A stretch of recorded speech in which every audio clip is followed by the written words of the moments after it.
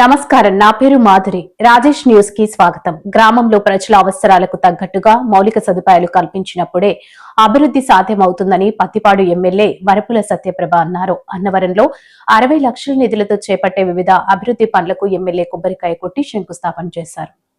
Sarpanch yes Kumar రాజా, కార్యదర్శి చక్రవర్తి అధికారులు సత్యప్రభకు ఘనంగా స్వాగతం పలికారు. అనంతరం ఎమ్మెల్యే మాట్లాడుతూ తమ కూటమి ప్రభుత్వం ఏర్పడి ఆర్థిక పరిస్థితి ఇబ్బందిగా ఉన్నా ఈ 18 నెలల కాలంలో 15 కోట్ల వ్యయంతో నియోజకవర్గంలోని అన్ని గ్రామాల్లో మౌలిక సదుపాయాలు కల్పించామని తెలిపారు. అనంతరం ఎమ్మెల్యేను ఘనంగా సత్కరించారు. శంఖవరం మండల అన్నవరం గ్రామంలో పలు అభివృద్ధి కార్యక్రమాలకు శంకుస్థాపన చేసిన ఎమ్మెల్యే సత్యప్రభ రాజా గ్రామ పంచాయతీని సందర్శించి అనంతరం బీసీ కాలనీలో 10 లక్షల రూపాయల వ్యయంతో నిర్మించనున్న సీసీ రోడ్ను, వెలమపేటలోని లక్ష్మీ గణపతి గుడి సమీపంలో సీసీ రోడ్ నిర్మాణానికి శంకుస్థాపన, అన్నవరం గ్రామంలో ఎన్టీఆర్ విగ్రహం వెనుక ఉన్న లైబ్రరీ ప్రారంభించారు.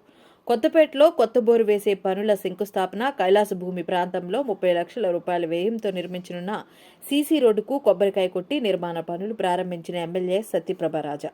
ఈ కార్యక్రమంలో తెలుగుదేశం పార్టీ సీనియర్ నాయకులు పర్వత సురేష్, జనసేన పార్టీ నాయకులు సూర్యకిరణ్, బాబీ, గ్రామ సర్పంచ్ శెట్టిపత్తుల కుమార్ రాజా, బొమ్మిడి సత్యబాబు, వేర్ల సూరిబాబు, నేరుబాబు, రాజాల గంగా భవానీ, పసుపులేటి చక్రి, పంచాయతీ సెక్రటరీ చక్రవర్తి, కూటమి నాయకులు, కార్యకర్తలు పాల్గొన్నారు.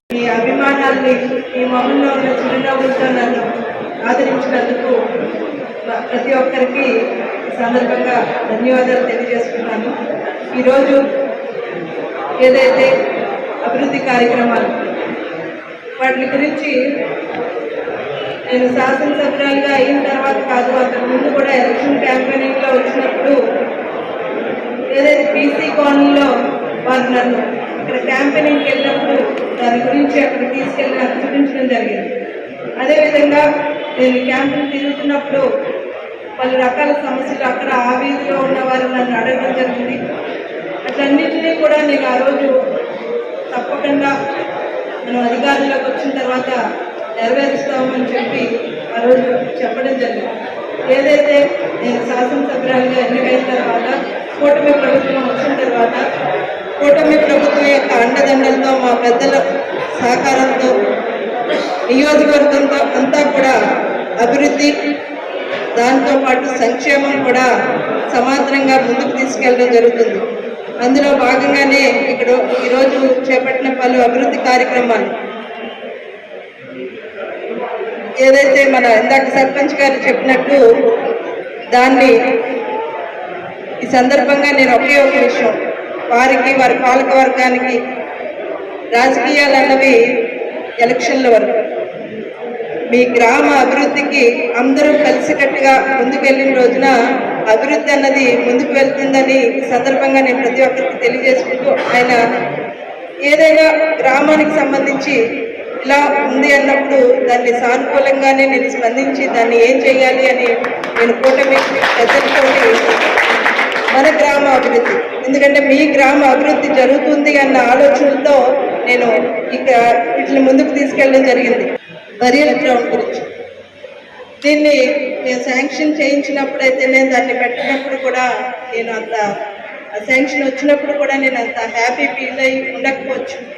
పొద్దుటి నుంచి ఆ పెద్దలందరూ నా దగ్గరికి వచ్చి అది ఎంత అవసరమో ఇక్కడ ఈ గ్రామానికని వారు చెప్పినప్పుడు నిజంగా దాన్ని తీసుకొచ్చింది నిజంగా నేను ఈరోజు చాలా హ్యాపీ ఫీల్ అయ్యాను. ఎందుకంటే ఎంతమంది పెద్దలు ఇబ్బంది పడుతున్న దాన్ని నేను నా చేతులతో ఈరోజు నేను దాన్ని సరిచేయగలిగాను అన్న ఆనందం నిజంగా నాకు లైఫ్లో కూడా ఉండిపోతుందని మీ అందరికీ కూడా తెలియజేసుకుంటూ, అదే నేను ఇక్కడ ఈరోజు తిరుగుతున్న వీధుల్లో కూడా ఇంకా మహిళలు అయితేనే, అక్కడ ఉన్న వారైతేనే వచ్చి ఇంకా సమస్యలు చెప్పడం జరిగింది.